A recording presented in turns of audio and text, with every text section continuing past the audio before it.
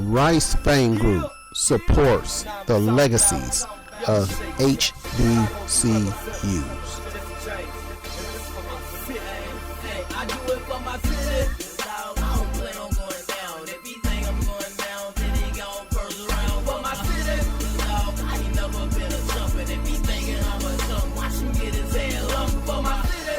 Hello, this is Lacey L. Rice Jr. of Rice Fame Group, welcoming you to chat with HBCU Champions Season 4, featuring Head Coach Gregory Green from Tuskegee University, whose women's tennis team won the 2025 Southern Intercollegiate Athletic Conference Championship. This is the second time that we've had Coach Green on. We had some difficulties the last time, so hopefully things go better this time. And we're looking forward to engaging chat with Coach, who has a few people. How you doing, Coach? And congratulations. The job is never over, baby. Yes, sir. Yeah, you got to take care of the ones, take care of me. What is today move-in day down there? Yes, yeah. We got all our new students coming in now, freshmen and transfers the last 2 days. So I got all my girls in. Them guys always giving me a headache.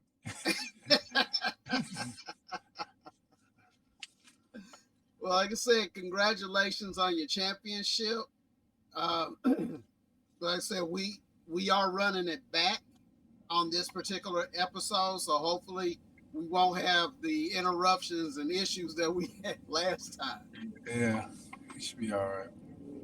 So for those who didn't get, well, nobody got to see the last one unless they watched live. Tell us a bit about yourself, about your background and your career. Well, I took a unique path to this tennis side. I'm a football coach. I'm a football player by trade. Went to school in Sam Houston in Texas and played ball. And I was in Savannah, Georgia at Savannah State coaching football.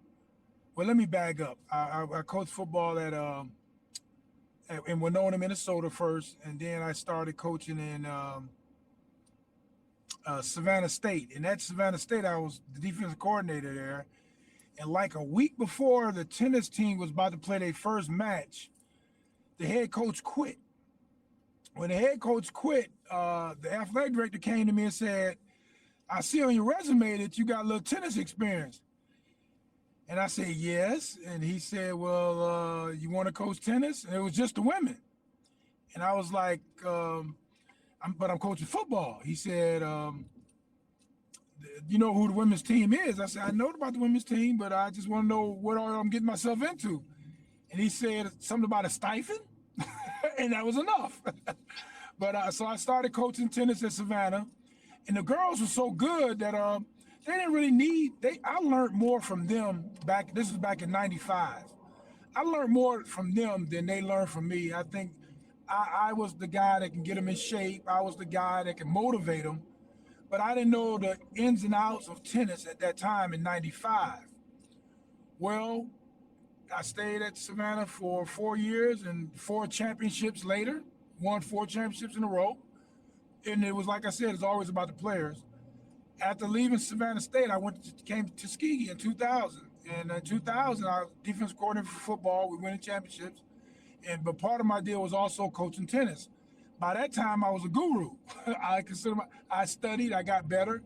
I went to camps myself, and the girls won the first championship at Tuskegee in 35 years. So that was big. Well, the following year, the girls and the guys won. And then the following year, the girls and the guys won. And then we lost, but then we started winning again. And I ended up leaving to go to Kentucky State to coach football. And at that time, I was a tennis guy and a football guy. Left Kentucky State to Texas Southern, coaching football still. From Texas Southern, I went to Alabama State, coached football, went to the championship. And then at the Alabama State, I went to University of Alabama in Birmingham, where I was the director of academics for the athletic department for 11 years. Then I got that itch. I said, I got to come back to Tuskegee. I got to come back and coach tennis. So I came back here about 4 years ago, and we had to really had to restart the whole program all over. My first 2 years was pretty rough. Thank God for COVID. And then the last 2 years, the guys and the girls, we pulled together, and the girls won the last two conference championships. So 11 tennis championships later and 12 football championships later, I'm here at Tuskegee. Okay, so we can honestly say you know quite a bit about winning. Hey, you're absolutely right. I know a good bit about recruiting. Let's put it that way. I know recruiting. Okay. Well, that's definitely part of it. But you also mentioned earlier being a motivator. That's an essential part of it as well, because you can have the most talented athletes on earth, but if they're not motivated to win, they won't. Absolutely. So you, let's say you've had a interesting career, you know, and I mentioned this the last time that we talked. Evidently, there's something about tennis and football that kind of go together, because you're not the first football coach who I know that was a championship tennis coach. So, you know, I don't know how you guys do it. Hey, well, it's tough on the home. Let's put it that way. it's tough on the home, but I've been pretty blessed with some talented players, man, and they bought into what I was selling and what I was trying to take across, and it looked up pretty good. I'm pretty blessed with the relationships that I had over the 30-something years of being in college sports. Okay. And then, well, I guess it also helps, especially at Tuskegee, that you have an athletic director who's also a championship coach. Oh, yes, the standard. That's the standard. And I tell him, you know, I was the first. He worked for me when he got his first football championship as a coach. He was my D-line coach when I was at Tuskegee in the 2000s, where I was a defensive coordinator. So I was glad I treated him right.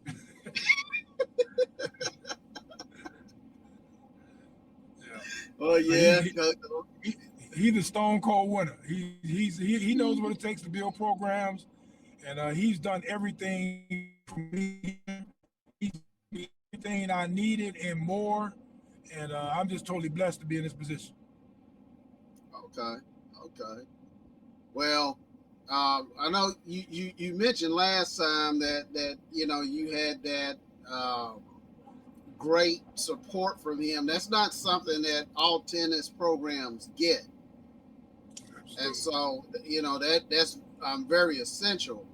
And you know, if you have an administrator who's out there supporting you, I would think that it would be very difficult for you not to produce. Absolutely, it really is. And like I said, you got to, as a coach, you know, it's just good when you can just recruit and instruct and just be a coach. Then have to worry about fundraising, where you're gonna get your next uniform from, and travel money and all that. I mean, we don't have. I don't have to worry about that. All I got to worry about is being the coach, and that makes life a lot easier. Okay. Well, see, we didn't talk about that last time. I always hear a similar excuse from a lot of HBCU programs as to why they're not, I guess, producing or winning at a certain level. And that excuse is always, well, we don't get the same kind of money that the PWIs get. But one of the research studies that I intend to do when I get back into my doctoral studies is to actually see if HBCUs and PWIs are equitably funded for their peer group. Because no, Tuskegee's not going to be funded like University of Alabama or Auburn University, but it's Tuskegee funded like a similar D2 program. Yeah, I'm curious to see. Well, I kind of know what the fact's going to be, but funding is very important. I mean, in order for me to get the players, I got to have the money. Right. In order for me to train the players, I got to have the equipment. In order for me to play against challenging teams that's going to get us better, because if you look at our schedule, I'm playing the top 10 teams in the country. Mm-hmm. And in order for me to play those top 10 teams in the country, I have to travel to Florida. I have to travel down south because they don't come to me. They only gonna come to me if they coming through here. Now, how many teams from Florida coming through here? And luckily, I'm in a southern region, which is the southern region has been having a Division II national champion in men and women's tennis has came from the southern years. So you got to have money to do that. And it's unfortunately that some people have not bought in to what tennis can really bring to a university, because let's get this understood. The majority of tennis players are above average students. Any tennis program on any campus, I guarantee you, their GPA is the highest of all the sports they got. If they're not the highest, they're the number 2. And that's just the way tennis players are built. And with that being said, if they got great grades and they doing all the right things, when they graduate and getting great jobs. So that means they bring it back to our community. And that most people don't see past that, don't see to that point. I see the investment. This is an investment into Tuskegee University to bring in these type of athletes on the tennis side. Mm-hmm. They're go-getters. They understand trials and tribulations just like any other athlete. But I know that tennis is the toughest sport to play mentally and physically. And you're talking to what they say is a football coach, right? But I know there's no time. There is no time limit on this in this match. It ain't over till it's over. And there's a lot of other mental things that goes along with it, along with the physical aspects. But to have a tennis program on your campus is really a great investment in the structure and the development of any university. Well, I know tennis is very physically demanding as well, and I guess people don't realize that. I never really thought about it until I took a class in tennis, and I tore my knee up. Just because I planted one way, tried to make a turn, and my knee didn't want to make that turn with the rest of my body. I know that's right. Yeah. And so, but like you said, the mental aspect, you got to be able to hit balls at certain angles in order to be successful. Certain angles, certain velocity, certain speed. Mm-hmm. Have to have certain spin on the ball. Yep. The whole 9. And then not only that, like I said, that's the mental aspect of it. You also, on the physical part, if you are locked in with somebody who's your physical equal, y'all could be playing for hours. Yeah, I mean, testimony here. When I was my first first championship that we won here at Tuskegee in 2001. The championship started at I think 11 a.m. It did not get over to 8:45 that night, and we won by 1 point. And from that point on, I knew this: I would coach a female any day before I coach a guy, because one thing about female athletes, they're going to do exactly what you tell them to do. You just got to make sure you tell them the right thing. on the guys' side, they always want to go back to what they think got them there. That's why we made the change. Mm-hmm. Yeah, as a former coach, I can attest to that as well. Even on the basketball side, my most successful coaching job was with women, and when I coached men, oh my goodness, I actually had to quit during the season. Yeah. I had to quit during the season because my players they just knew this and they knew that, and everybody was fighting for playing time, and why you play that guy instead of playing me, and all, the whole nine. I didn't get that with the ladies, and most of the ladies I coached were older than me. So. Yeah, it's a difference. But when I tell you what, when you get them guys to buy in, oh man, it just makes, when they just buy in to what you're saying and trust the process, it's awesome, man. It's an awesome thing. Now we playing chess instead of checkers. Right.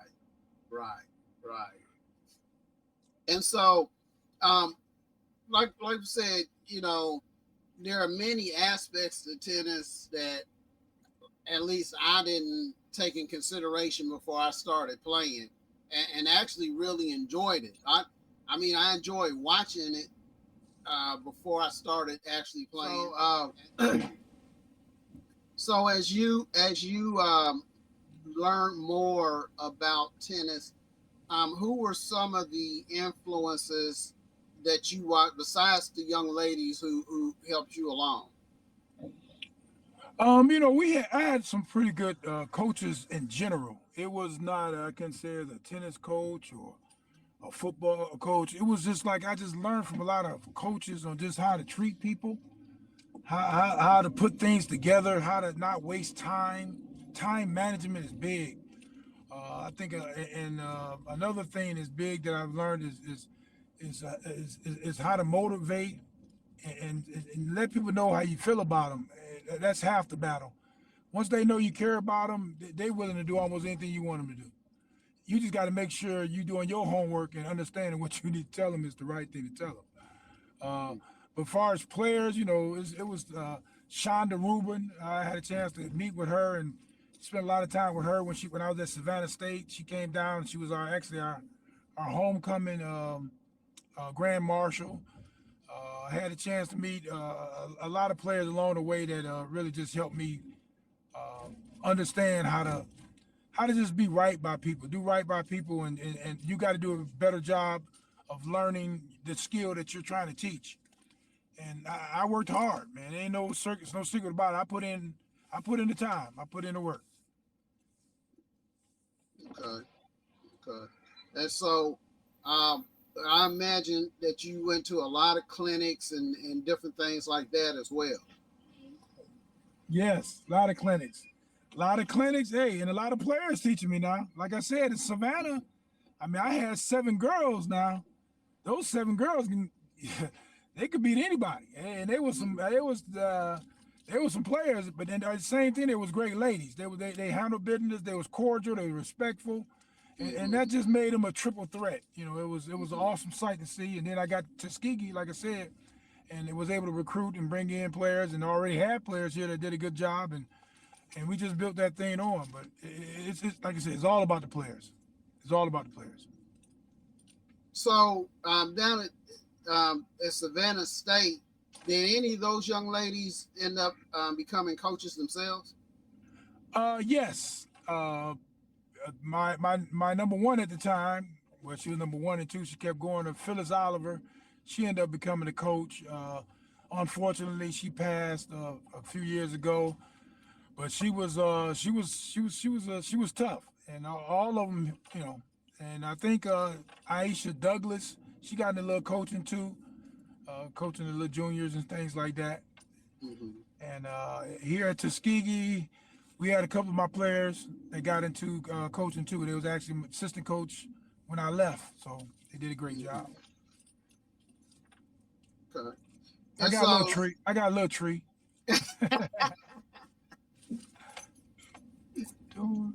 So, like I mentioned to you offline last time, the person who taught me tennis, she was a Masters state champion in Kentucky, Oh, and right. so are some of your former players still playing competitively? Maybe on the Masters level or anything. No, they all making that big money doing other things. These engineers and veterinarians and all this, they spending that money. They playing the tennis on the weekends. Though a lot of them still play, but Oh, they don't play at that level though because okay. like I said, I got better odds with my players going pro in their degree of choice than going pro in that sport. So I'm proud of that. I'm real proud of it. Okay. Well, since you brought it up, um, what are the main or the top programs at Tuskegee? Oh man, see, we got a battle going on there. We got our vet school. One of the, if the majority of black veterans, veterinarians that's out, they came through Tuskegee. Our nursing program the same. All of our engineering, our architect program. I mean, it's straight. It's a lot of things that's going on at Tuskegee that's great on the academic side. And that's what makes my job a little easier. Hmm. Because majority of tennis players, they're not going pro, but they could go pro in that degree plan that they got and do some great things. And getting a degree from Tuskegee, we're guaranteeing them we're guaranteeing them internship before they graduate. Starting, and they can start their freshman year with these internships. Oh, Yep. So we and that's what our president, Dr. Brown, he's all about internships. And every student has to have an internship before they graduate. That's his goal. That's what's going on. And with them having internships, they got job offers and opportunities before they got choices where they want to work. hmm. So it's a great sell. It's an easy sell for tennis players. It's a great sell for any athlete that wanted to be more than just an athlete. You got an opportunity to, and the name Tuskegee, that's Ivy League stuff. Hmm.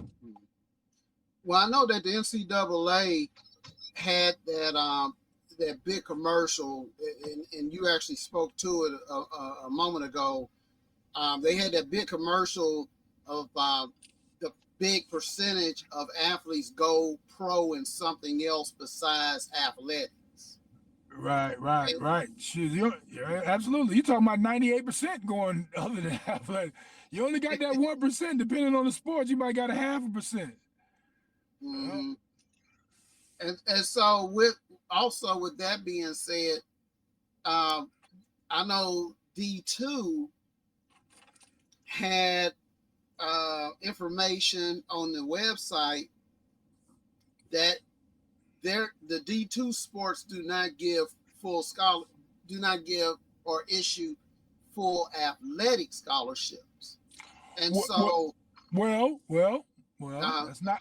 They don't give it often, but they do give it. They do give it, depending on the sport. I mean, like even I give out full scholarships. mhm, It just depends. You just can't give out as much as Division 1 can. That's the issue. Like for let's say for football, for instance, we get what 36, but Division 1 getting like 86. So that right, you can give some people some fulls, but Division 1 basically everybody got to have that full.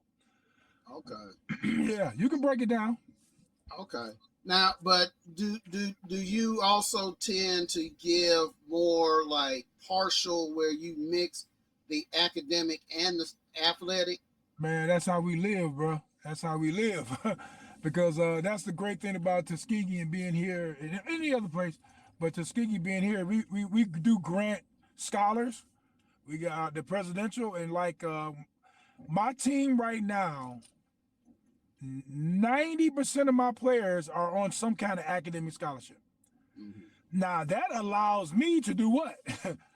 Bring in more players Right. because I look at the film and I look at the GPA, Hmm. and it's like And tennis players, like I said before, tennis players IQ, they're above the average. They're above the curve when it comes to academics. So that allows me to bring in more players. They like, well, how has Tuskegee got 10 players on the men's and 10 on the women? How did they get all them players? They're academic scholars. Half of them, I don't even have to give them a dime. And the other half, I just match it up. So now everybody's on something that they need to still maintain that level of academics and that level of athletics. Right. And like you said, especially for your program, they're going to be as a team, number one or number two for program GPAs. Oh, no doubt. Like I said, I've been blessed, man. I can't stop for thanking God for what He's done for me and put me in position with these type of student athletes and these type of kids, man. They work hard, man, and I've been blessed that every year I've coached tennis, I've been number one and number two. We've been number one or number two in the highest GPA in the conference, and the highest GPA in our region. So it's been a blessing, man. I've been pretty lucky, and they put in the work now, and I expect. I was upset this year with my men's team because we wasn't the number one GPA in Tuskegee. Our men's track team beat us out, and I didn't like that.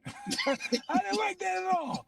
So right now they got more study hall out. They got to put in more because I don't like nobody beating me, especially on that academic side. Because I want to say we won it all. So I challenge them. They challenge themselves, and they compete at everything. And once they buy in and all that, it's just a beautiful thing to see. Well, and I did notice that at a few other programs that I covered in the past, that coaches were very competitive with each other when it came to team GPAs in their departments. Because I know their athletic department used to give an award for overall GPA. Yep. It's like, they were. Is it going to be women's basketball? Is it going to be most of them were women. Is it going to be volleyball? Who's going to get this award? And those, just like you, those coaches hated if they came in number two. And don't let them get beat by 1/100th of a point. That's how I was that close. It was close this past year, man. I couldn't believe I was pissed. Ain't no way around it. I was up. It's still kind of, hey, I might go grab them now and start studying. I mean, we ain't start classes yet. But you got to be competitive, man, to love what you're doing. You got to. And anywhere I've been, Kentucky State, Alabama State, Tuskegee, Savannah State, all the places I've been, it's any player that I've coached know I'm very competitive, and I works hard, and I expect them to do the same thing. Mm-hmm. Well, and going back to Tuskegee, one of the things that we had mentioned, Tuskegee is very, very special. Excuse me. We have several institutions in the HBCU landscape that have special designation, or they receive special gifts or whatnot. For instance, there's one HBCU that is federally funded. That's a private private institution. Most of them that receive a lot of federal monies are usually public. And actually, there are two HBCUs that do receive other special monies that are private, and Tuskegee's one of them, because Tuskegee is an 1890 land grant institution. Alabama's the only state that has two of them, and that's Tuskegee and Alabama A&M. And so, um, with that being said, and agriculture being a major component of Tuskegee, that was the basis of Tuskegee in the first place. Do a lot of your tennis players gravitate towards agriculture or agriculture careers? Yeah, I mean, we got a great blend. There's no, but I got a blend of basically any major you can think of that we have here going on with the agriculture and the vet school and the nursing program. I got a player. I can say I got one or two players for each one of those programs. It's not one particular that I can say. Okay, I got majority of these are engineers, electrical engineers. No, it's not. It's really not like that. It's really broken down to almost every major on this campus, even the doctoral program, the vet school, and working on masters and in agriculture and stuff like that. So it varies. It does vary a lot. I enjoyed it this summer because one of my students was doing agriculture, and they was giving out free vegetables and fruit this summer. So they had to pay for that. So that was a good deal. It was the same little deal at Kentucky State. I forget who the doctor was. He was over ag, and he was a great guy. Dr. Benson. Yes, he was great, man, and he would do a feast for everybody right toward the end there. Oh man, he was a good dude. He really helped a lot with recruiting too, because you talking about bringing some kids through there, and he can sell it. And he always had time to. Really good dude, Dr. Benson. Yep, exactly. You know exactly what I was talking about, right? Yep. Yeah, God rest his soul. Yeah, he was a tremendous person that I had a close relationship with as well. I guess I was one of his biggest external promoters because he would always give me different promotional items. And trust me, I tell people all the time, you give me something, I'm going to wear it. I'm going to use it. People going to know about your program if you give it to me. Right. If I have to buy it, it's going to get put in a rotation somewhere. But right. If I get it for free, I'm going to do you a solid as well. And so I got to give you a Tuskegee tennis T-shirt then. Hey. If you do, I'll wear it. And so, yeah, and one thing that I, until recently, I didn't really think about, and you mentioned this program earlier was veterinary sciences. That's actually an agriculture major. Yep.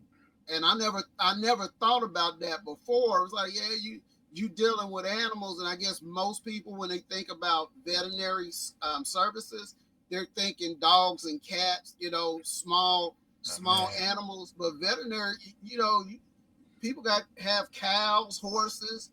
Well, yeah, they got, I didn't even know they had the degree broken down to the concentration, like large animals, small animals. They call it some reptile. Your emphasis strength can be in either one of them, and if you're really a bad dude, it can be of all of them. So it's hey, and they leaving here, they got a doctor in front of their name. They can do it all here in one spot. So, and I'm literally looking right at the vet school right now, and I'm like, wow, you're right. This is awesome. This is an awesome thing that you get a chance to go to college, and also we got aerospace engineering now. We're flying. We got the red tails is real here at Tuskegee. We teaching students how to fly planes at Tuskegee now. So hey, it's awesome, man. We got our own little runway right here at Tuskegee that can and one of my players last year was actually flew over the tennis court and took a picture of it. I was wow. Man, and then when I knew who it was, I was like, oh, I hope you don't fly commercial, because I would hate to be on the plane and see him. Yeah, but this is awesome, man. That you can get a chance, instead of having to go to the military and learn how to fly, you can learn how to fly right here at Tuskegee University. Right. In our planes. Right. And like I said, there's a lot of history there in Tuskegee. Now that you brought it up, with the Tuskegee Airmen, is that like an attraction there too? Do they have special programs Yes. and all that? Yeah, we got it's a Tuskegee Airmen Museum right here, about 5 minutes from campus. Tuskegee Airmen in the city, you know, we all won. We all won. I mean, it was so I was so happy for when our president was elected. They took away they at one point every pilot that went through the Air Force had to learn the Tuskegee Airmen. They had to watch the movie. They had to know who they were. And this year they was trying to stop it. Mm-hmm. You know, but they tried to stop it. Yeah. And our governor stepped up, and everybody stepped up and said, "You're not touching that. You're not touching that." And they turned left and they left it alone. So it was good to hear that, and it felt good to be a part of Tuskegee and the Tuskegee Airmen and everything that's involved with the university in this city. This town, and I say city. Well, I didn't want to be too partial, so that's why I didn't wear my my red tail cap, because I am a veteran, and at VA they actually were selling a lot of Buffalo Soldier and Tuskegee Airmen paraphernalia, and so I'm sitting over here looking at my caps and everything that I have, and so I, you know, like I said, maybe next time I might don that one of my Tuskegee caps. Hey, like that there. There you go. That's funny right there, man. I keep my airmen fly with me all the time. Okay. Yep. And like I said, that's just terrific, you know. And then you talking about George Washington Carver, and you know, and what he did and how he changed. He actually changed agriculture, which was amazing. That before him, you didn't have a lot of farmers rotating crops, man. And so the soil was degrading. The man was a genius. We got a George Washington Carver Museum on campus. You got to come see it. Mm-hmm. This guy, the medicine, if the medicine he came up with, he created, if he would have patented one of those things, can you imagine what would be going on in Tuskegee right now? Mm-hmm. Just one of those things. Great mind, man. Great mind. That's all I got to say. Great mind. And you got to come to go through the museum. George Washington Carver Museum, man, you leave there with your mouth just like, we did that, you know. Mm-hmm. One of us did that. Did all that? Is that where it came from? Yeah, man. I mean, awesome, just awesome, man. And I have friends who are Tuskegee alumni.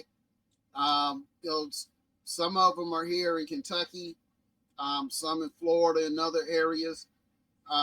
You know, so I'm gonna have to hook up with one of them. You know, we're gonna have to take a trip down there and you know, see what's going on.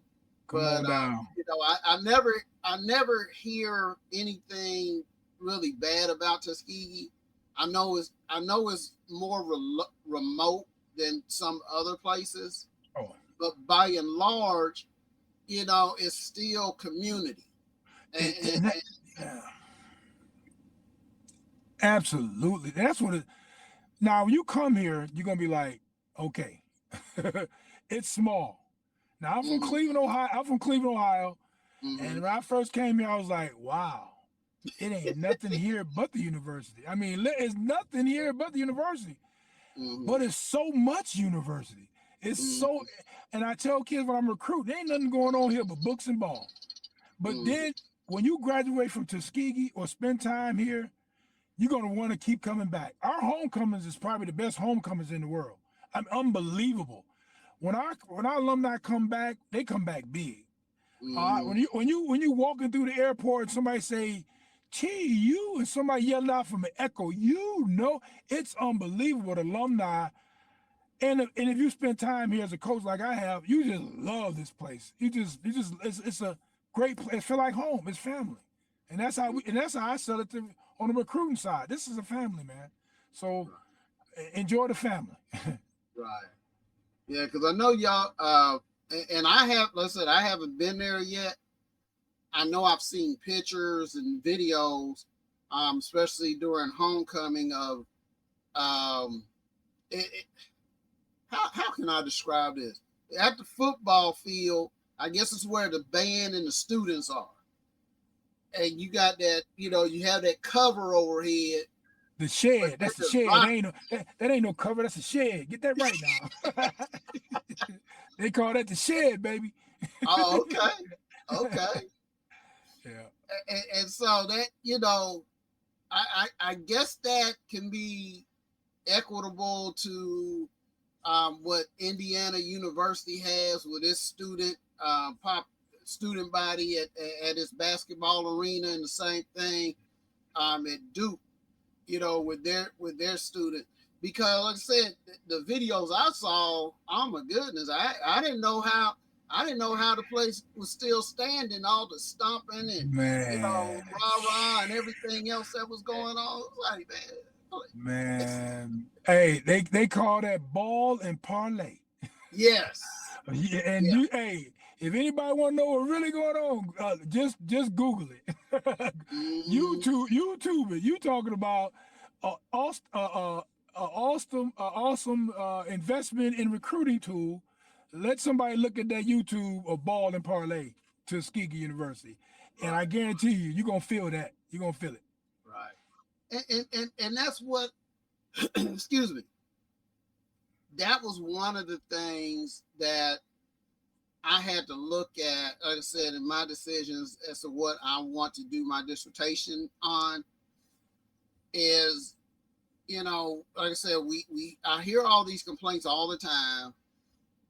Well, we don't have the money that they have. But then most people don't know, especially the people complaining to me, they don't realize that I used to be an assistant commissioner on the NAIA side. And, that's all small colleges and universities. Mm-hmm. And they have some of the same struggles that HBCUs have. They just might handle it a bit differently. Mm-hmm. But, most of those schools are often real remote towns. Mm-hmm. And it's like, but they're still growing. They're still doing their thing. And I know a few of the schools that used to be that are in the conference where I used to be, some of them have like 30 sports. Mm-hmm. And 20 something sports and all that. We now, truth be known, we did have a institution that had to close. Mm-hmm. And that was the first institution that I actually went to and interviewed for a job as a coach. Mm. And the AD had to tell me, he's like, well, we can't afford you. I was like, well, I'll volunteer. I just need to experience. Well, we still can't afford you. He still can't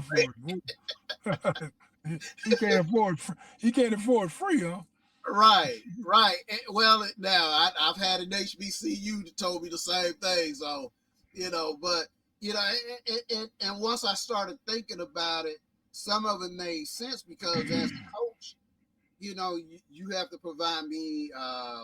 You have to provide me some gear. Mm-hmm.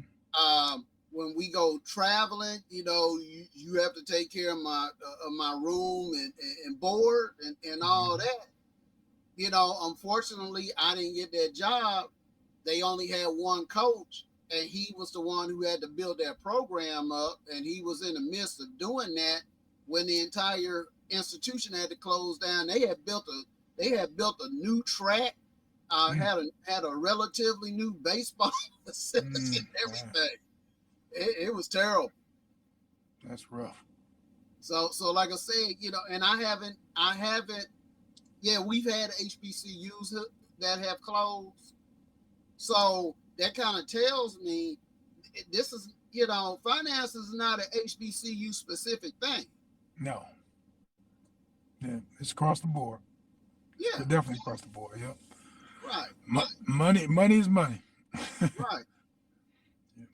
And I guess the part that kind of upsets me about it, and the reason why I want to do the research that I want to do, is because I kept hearing, especially in the public, on public broadcasts and different things like that, people were comparing like an Alabama A&M and Alabama State, which are Division I, but they comparing them to Alabama and Auburn. That's still two different levels. Yep. That's another level. Right. And that's SEC. So that's a whole nother level. Right. That's another level. Right. And whereas you should be comparing Alabama A&M and Alabama State to Eastern Kentucky University, yep, or to, yep, Middle Tennessee, or something like that. Yep. Mm-hmm. Yep. Because Eastern Kentucky and Middle Tennessee and Tennessee Tech, they don't have Alabama, University of Tennessee, or any of those. They don't have that money either. Mm-hmm. They don't have it. No. And so it's like, I guess it comes down to what do you do with the resources that you do have? And you mentioned earlier, you get great support from, your support system there, from your administrators. Yep. Mm-hmm. Yep. And I like I said, Coach Ruffin and Dr. Brown, our president, I mean, those guys got a standard and a vision that they see it, they understand. Athletics is one of your top recruiting tools. When you got winning programs, people want to be a part of a winner, even though they ain't even playing a sport. They want to cheer for the winner. And then Coach Ruffin been here as an AD, I think 3 years. Man, he done changed the complexity of every sports program here, man. I'm talking about facilities. The football field, got rid of the grass, got turf, got lights. It's the first time in history Tuskegee got lights. We got a night game September 6th. I would have never thought that would ever happen. A night game in Tuskegee, Alabama. Woo. But that's going to build, the vision is that's going to build the community. They need somewhere to stay. They need somewhere to eat. So the community is going to build. The school's going to build. I mean, it's just, even with every sport, I got to say, the vision both of those guys got for the athletic side, and Dr. Brown, what he's doing on the academic side, and the vision that he's doing and his mission, this is a great opportunity for anybody to be wanting to be a part of this. It's really a good deal. And that, I said, that's great to hear, especially with Coach Ruffin's background, his pedigree.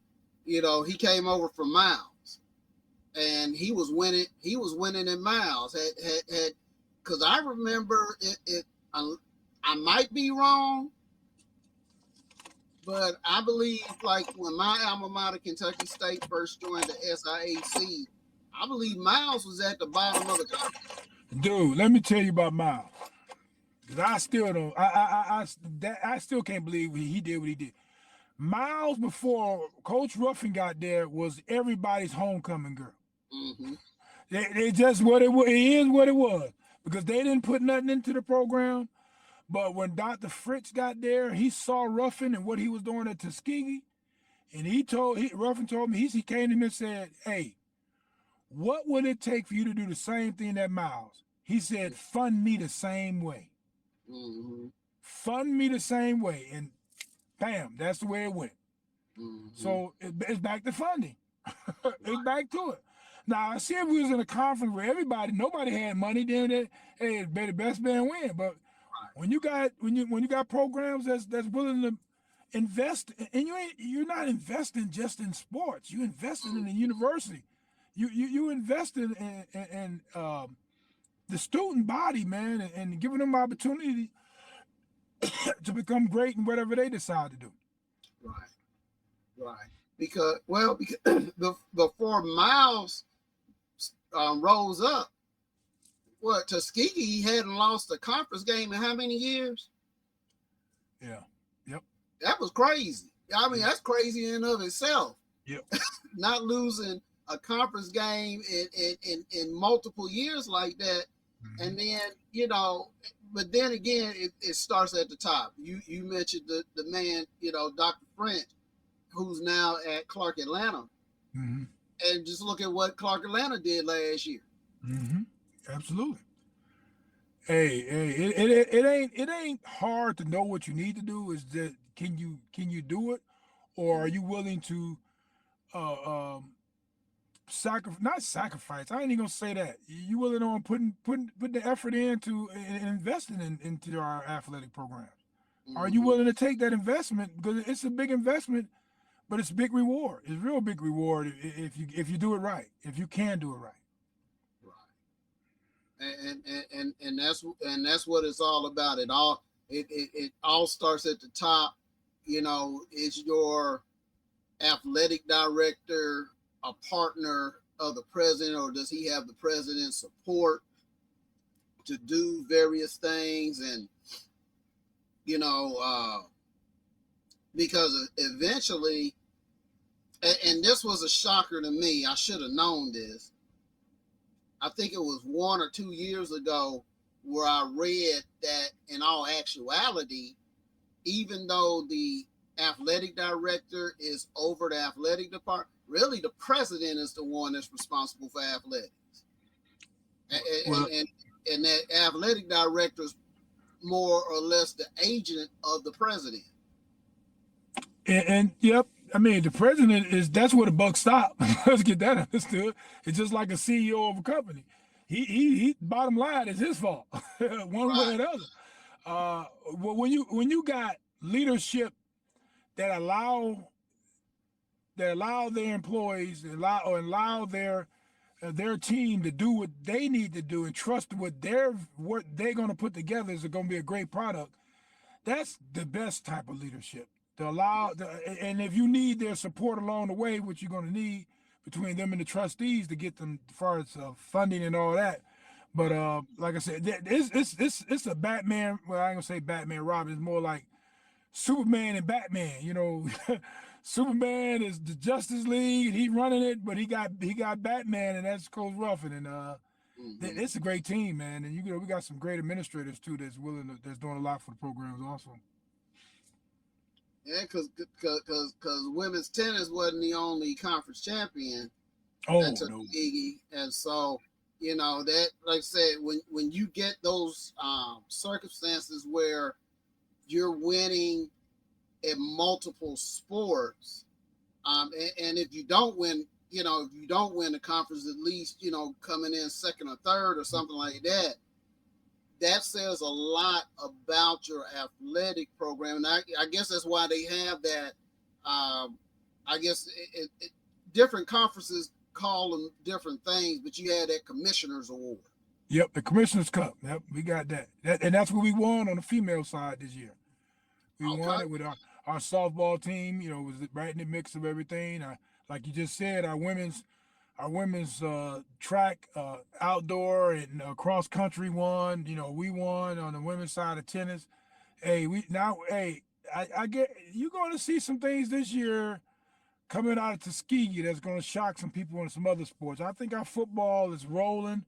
Basketball, it's going to be something else, man. We going for both cups. we want both cups. So we going, or our AD won it, and so we got it. So that's good. Right. Yeah, because that is one of the things that an athletic director or athletic program is eligible for as far as recognition. Because otherwise, as a common fan, if Tuskegee won 4 or 5 conference championships, unless I'm interested in certain sports, or if I'm just keeping up with sports in general, I'm not going to know all that. Mm-hmm. I'm just going to know about the sport that I like watching the most. Yep.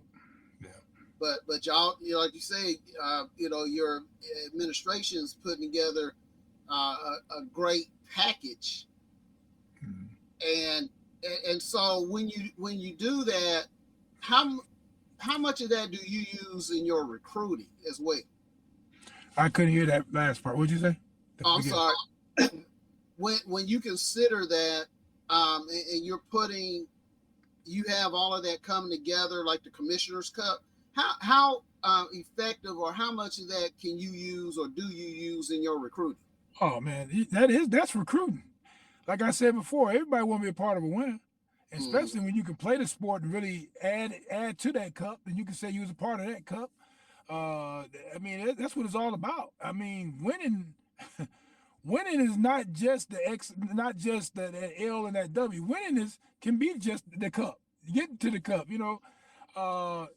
and everybody wants, like I said, everybody wants to be a part of a winner, and everybody willing to work for that. And it's like when you got a team, when you see teams out here early in the morning, 5:30 in the morning practicing, I'm talking about teams. I ain't saying just football. I'm talking about you got your tennis team at 5:30 in the morning practice. You got your basketball team. You got your cross-country team.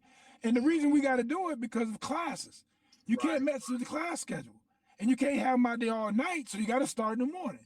Right. So you got to give them time to study. And you got to have them study halls. So a lot of our practices is at 5:30 in the morning, man. It's on the grind.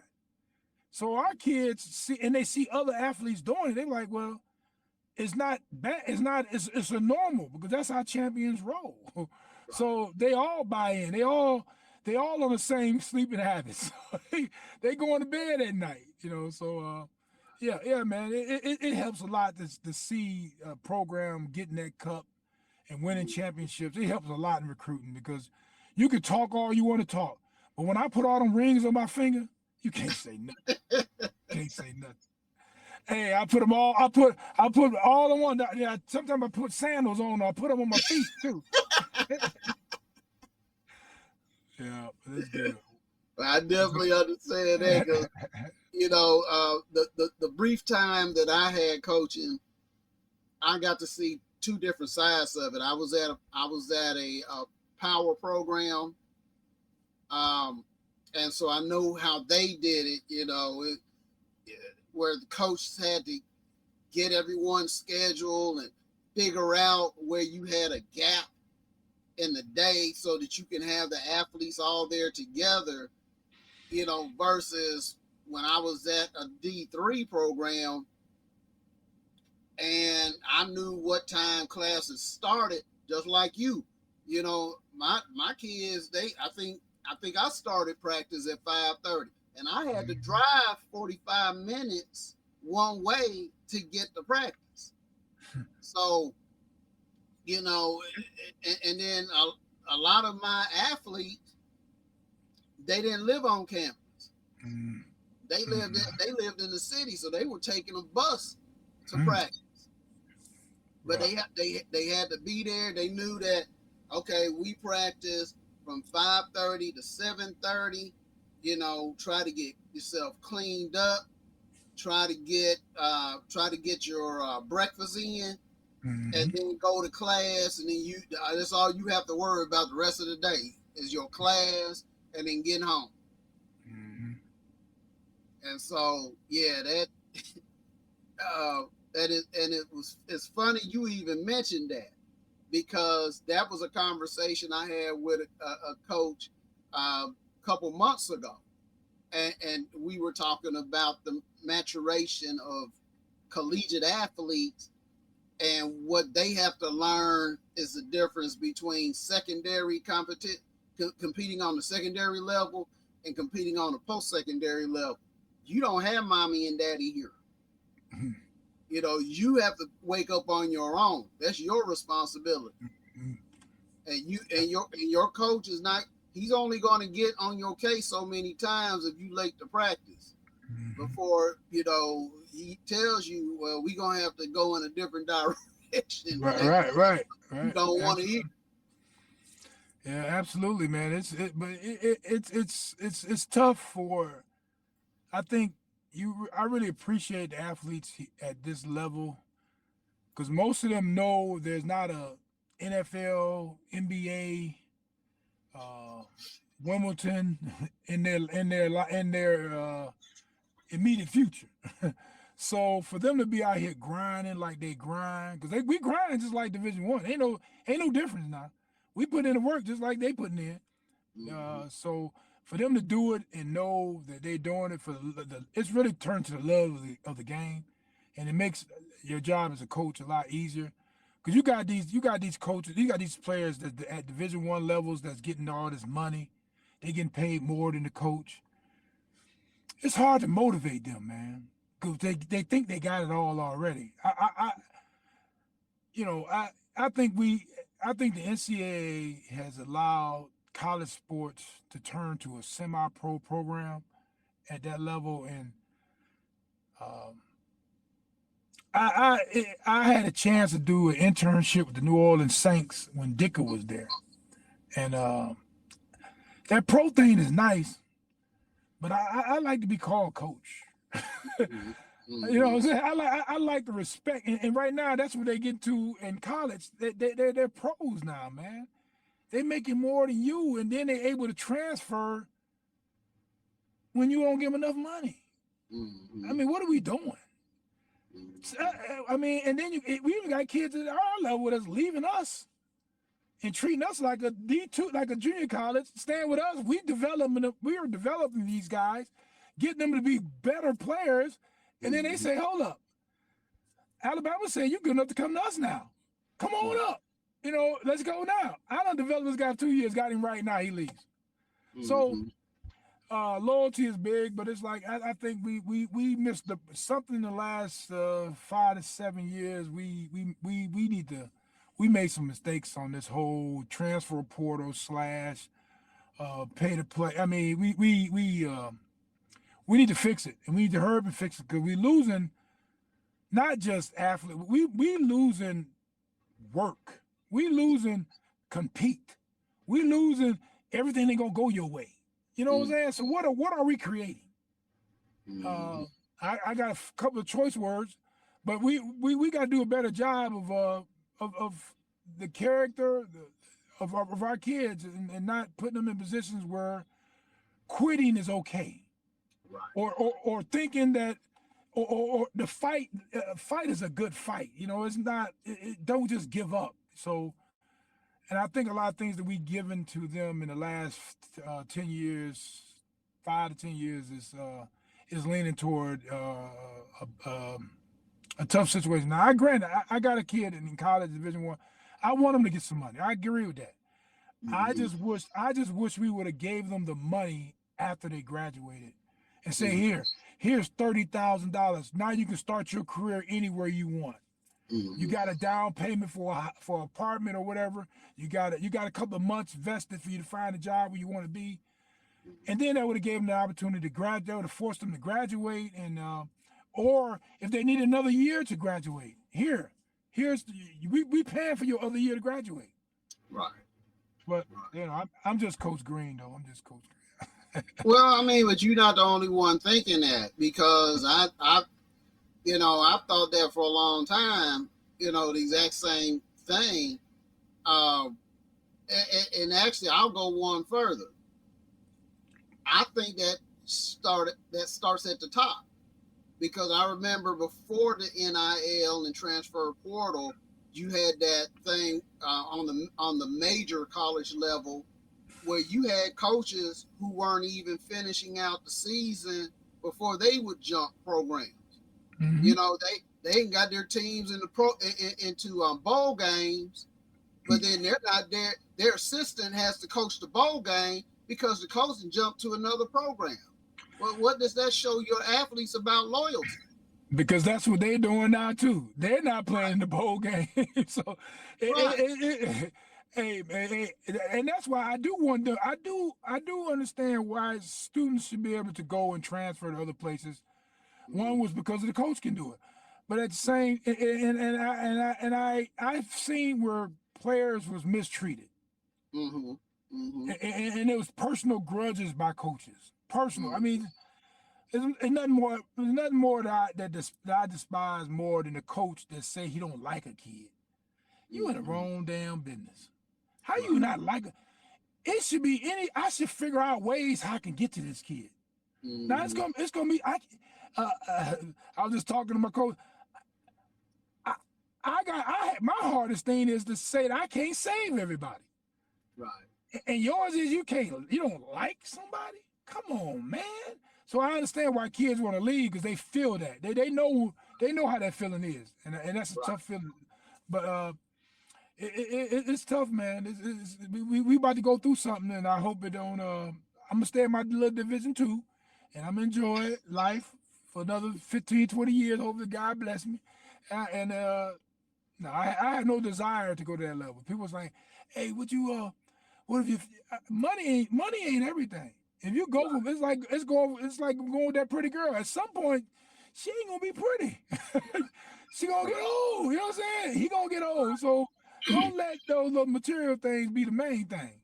Keep the Right. main thing the main thing. So Right. And like you said, that that is a problem, and I saw it coming. To me, it was very obvious that there were going to be issues, and and then when Coach Saban retired and he got tired of the rigmarole, which made sense because you competing for national championships, but then when you get into the playoffs, the top 14, a good portion of your star players aren't in those games because they sitting out because they've entered the transfer portal and they about to go somewhere else and all this, that, and the other. Well, where are you going? yeah. Because you already have one of the top programs in the country. Yeah. You looking to jump somewhere else after you helped us get here? That makes absolutely no sense. Or, that thing of, well, I don't want to get hurt. I'm gonna go to the. That's the other thing. Yeah, I'm gonna go to the combine as a junior. Mm-hmm. And so now you got that aspect of this person's not playing in the bowl game because he doesn't want to get hurt. Mm-hmm. And it's like what was it? I was watching the 30 for 30 earlier today. There had to be a reason that you and I rescheduled this later on. I was watching 30 for 30 about the New York Sack Exchange with Mark Gastineau and Joe Klecko and all those guys. I saw that too. Yep. And the thing was, I remember where Lions got on Gastineau because Gastineau retired when his wife got sick, and he was like, well, you had a lot left in the tank. You could have gone take care of whatever you need to take care of and come back to us. But then you had the other one that was caught all up in his feelings. Well, hey, y'all didn't like me in the first place, and all this other stuff. It was like, but that's how you destroy greatness because you guys were great. Yep. The Jets didn't. It wasn't like the Jets were a power in the NFL or anything. But for that particular time, that D line they had, that D line was something else, boy. Yeah, and so there are examples we can always look at to see what happens that tear programs apart. But the people who can actually do something about it are at a much higher level, and they just don't do it. And so it is going to be interesting the next few years to see if anybody at that top level pivots to save the game and to, because it filters all the way down to the non-revenue sports where this stuff is happening, but you don't hear it as much because the non-revenue athletes aren't making that money that football and men's basketball are making. Mm-hmm. Yeah, absolutely. So, yep. So, and you mentioned something else, and we're about to start winding down here. You mentioned something that has to really do with athlete mentality and their mental capabilities, or what they can handle. How do you at Tuskegee handle the mental health aspects of your athletes, especially in a time and age when you have a lot of student athletes attempting suicide and, hurting themselves and things like that. How did you guys handle that at Tuskegee? Well, unfortunately, we just lost one of our baseball players last Sunday, I think it was, to suicide. Mm-hmm. He was coming back. He was at home and here in Montgomery, Alabama, and that's you kind of got me in my feelings a little bit because we try to do a lot with our players. We meeting with them one-on-one outside the classroom, and outside the fields. We also got a sports psychologist team that we work with too that help just our athletes. And you look back and you just think about like this kid, for instance, the baseball coach is really like, coach, why didn't he talk to me? Why? There's so many whys in that communication when it comes to that mental health. And that mental health is real. And we didn't respect it back in the day when I was playing. Back when I was playing, you soft.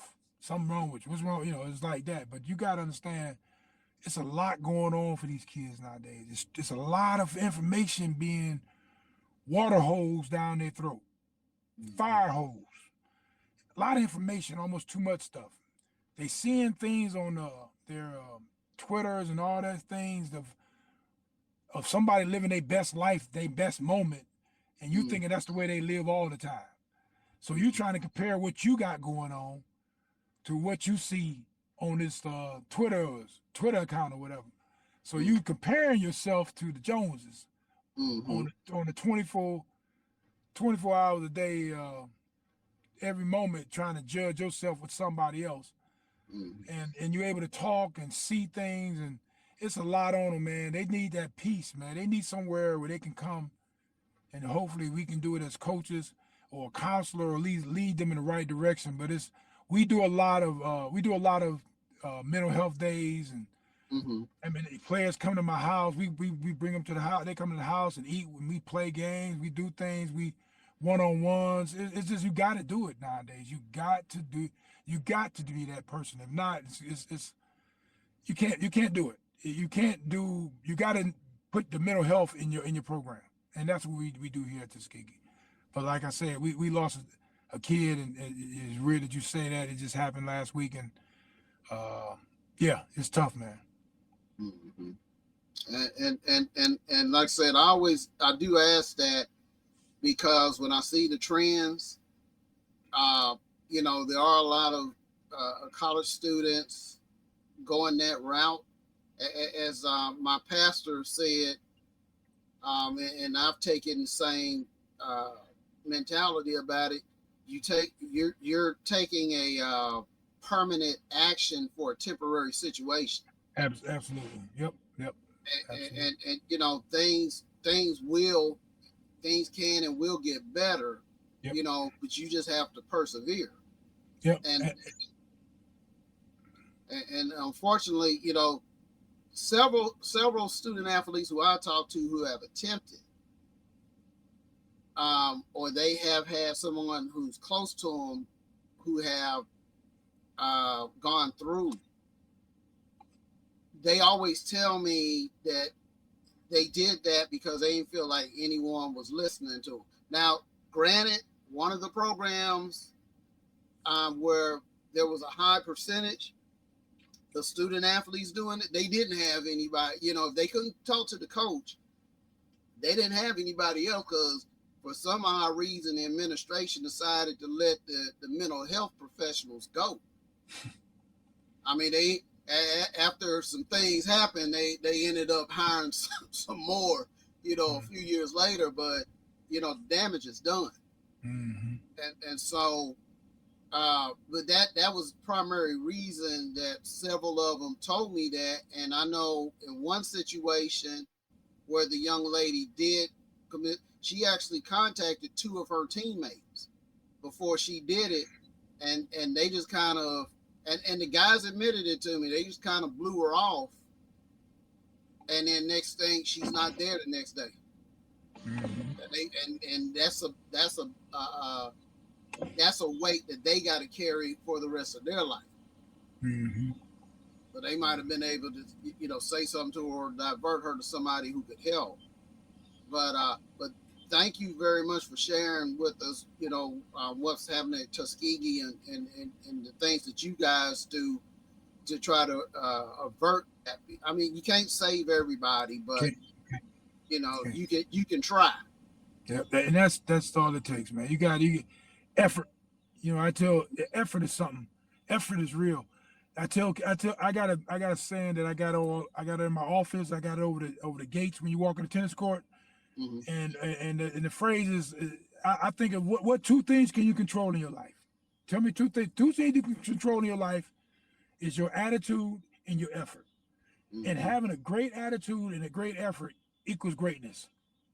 And that you'll see that everywhere I'm at. You'll see it, and we hit it before we walk in the gate, because life ain't fair to everybody. Everybody gonna feel some trials and tribulations. Mm-hmm. I call trials and tribulations the weight room. Right. That's when you're getting strong.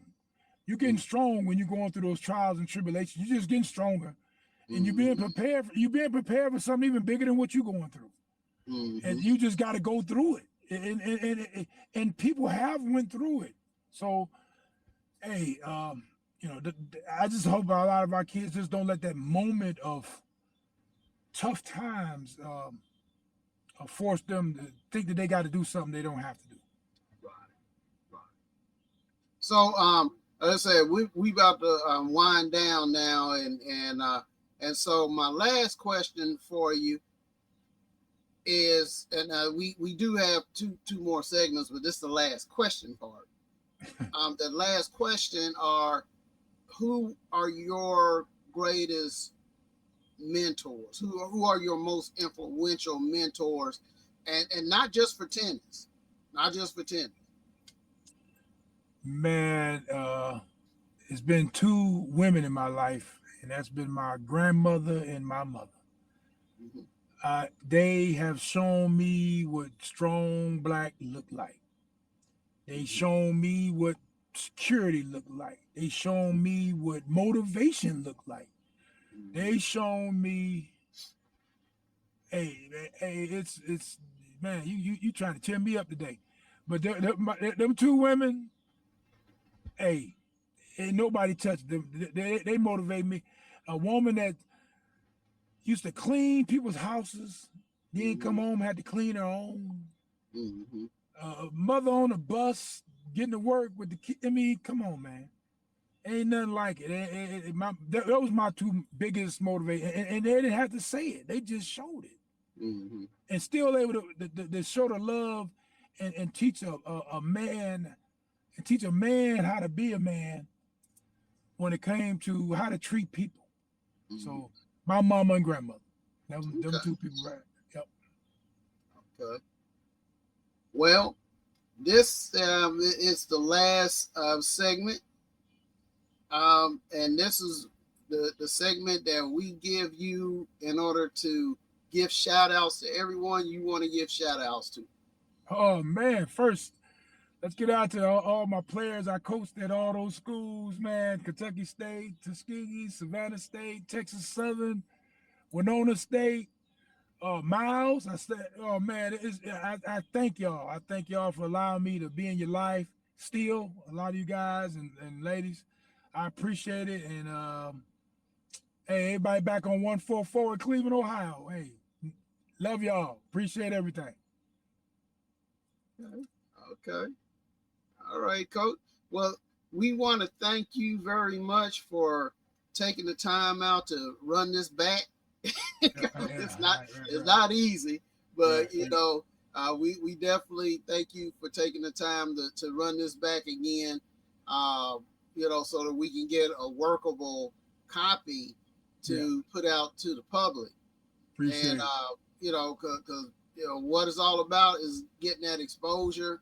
Hopefully people will realize what you have down there at Tuskegee, especially when it comes to tennis. And then the other things that we talked about as well, Tuskegee as a whole. We hope people get a better idea of what's going on down at Tuskegee. And then we want to also thank you, our viewing audience. all of you who watch this live, and then all of you who will watch the replays. We thank you for tuning in to watch our chat with this HBCU champion. We really appreciate you, and we ask you to like, follow, and share our videos with others.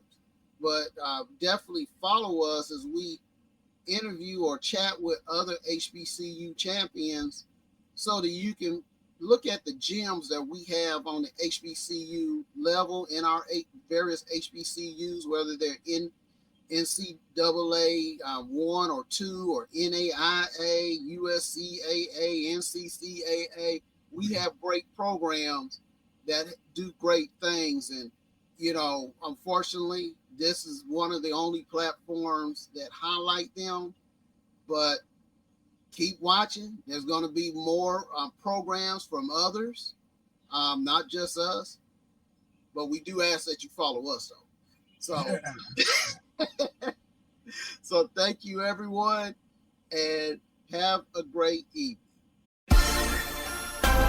Yeah. Now I'm talking about young shakes. Chicago to represent. Jesse James. And this for my city.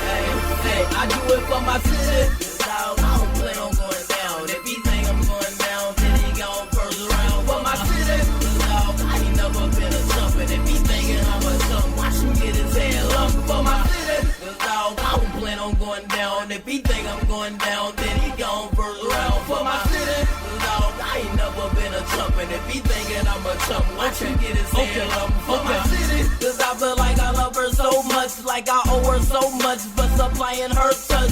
I will always respect her, I will never neglect her. That you hear her naming like every one of my records. No, I'm not stunting, ain't no future in your frontin', right? Gotta get this money, watch me get it all night. Planet flying top flight, higher than space stations. That's why I gotta grind, cause I need it and I hate waiting.